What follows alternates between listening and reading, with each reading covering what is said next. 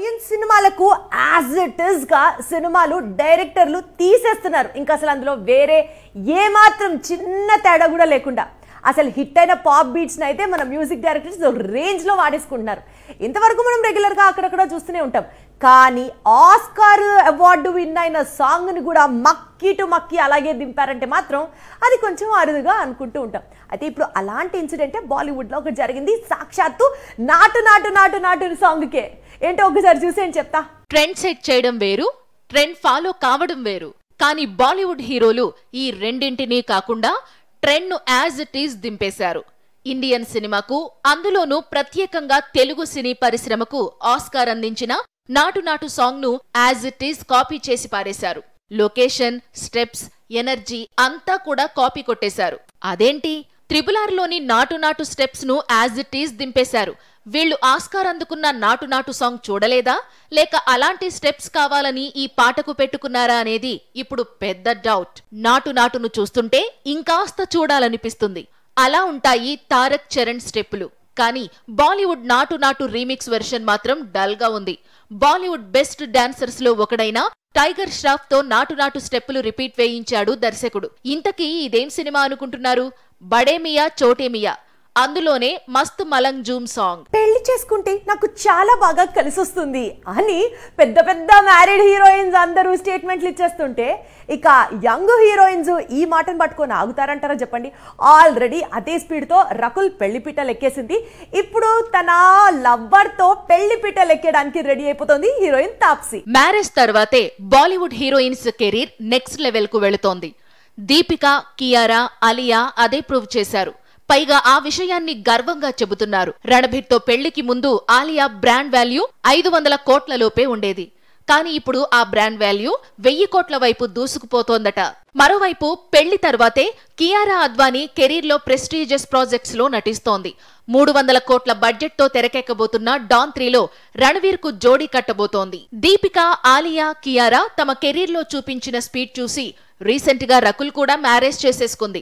ఇప్పుడు కెరీర్ మరో టర్న్ తీసుకుంటుందని ఎక్స్పెక్ట్ చేస్తోంది.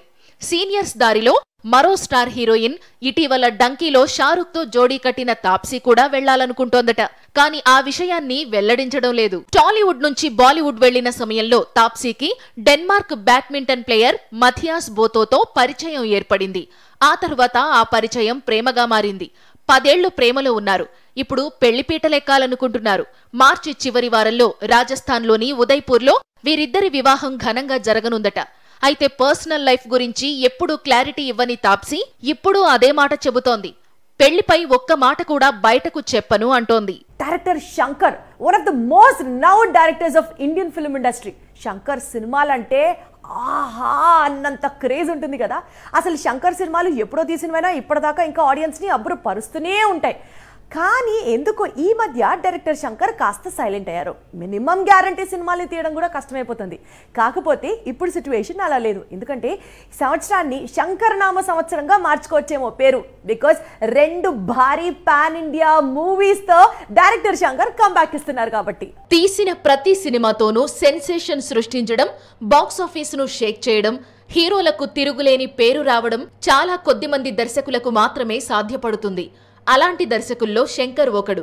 కానీ రోబో తరువాత శంకర్ మార్క్ సినిమా ఇంతవరకు రాలేదు. ఆ లోటు కోలీవుడ్ ను చాలా కాలంగా వెంటాడుతోంది. ఒకప్పుడు హాలీవుడ్ కు ధీటుగా ఇండియాలో సినిమాలు అంటే శంకర్ పేరు మాత్రమే వినిపించేది. కానీ గత 14 ఏళ్లుగా శంకర్ స్పీడ్ తగ్గాడు. అందుకు చాలా కారణాలు ఉన్నాయి. కానీ ఇప్పుడు శంకర్ కు మంచి రోజులు రాబోతున్నాయి. ఇండియన్ సినిమాకు, అలాగే వరల్డ్ సినిమాకు శంకర్ అంటే ఏంటో చూపించాలనుకుంటున్నాడు. ఈ ఏడాదే శంకర్ దర్శకత్వంలో తెరకెక్కిన 2 చిత్రాలు ప్రేక్షకుల ముందుకు రానున్నాయి. ఏళ్లకు ఏళ్లు నిర్మాణంలో ఉండిపోయిన శంకర్ డ్రీమ్ ప్రాజెక్టు భారతీయుడు 2 మే చివరి వారంలో రిలీజ్ కు సన్నాహాలు జరుపుకుంటోంది. మే 31న ఈ చిత్రం పాన్ ఇండియా వైడ్ గా రిలీజ్ కానుందని టాక్ వినిపిస్తోంది.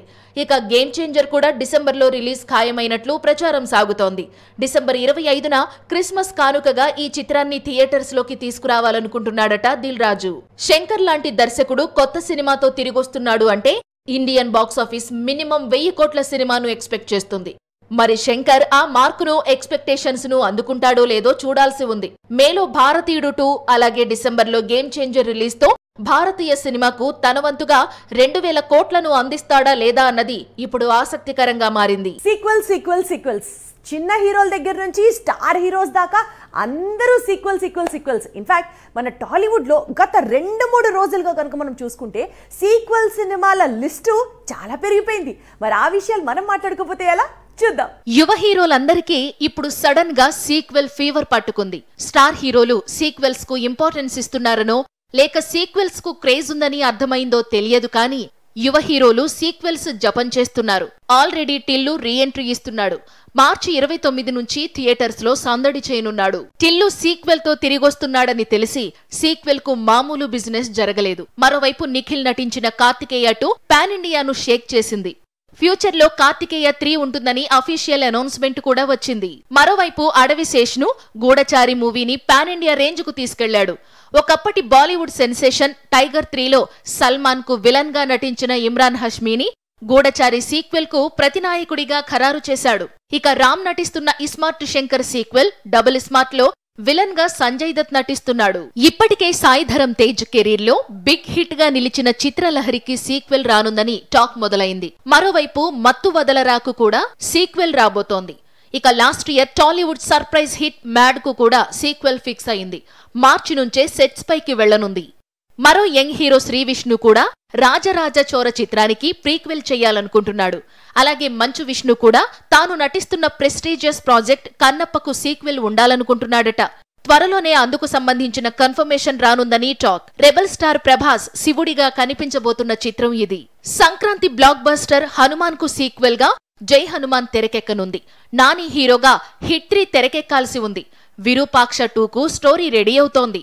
బింబిసారా 2కి కూడా కళ్యాణ్ రామ్ డేట్స్ ఇచ్చేశాడు. ఇక వచ్చే సంక్రాంతికి శతమానం భవతి సీక్వెల్ రానుందని దిల్ రాజు చెప్పాడు.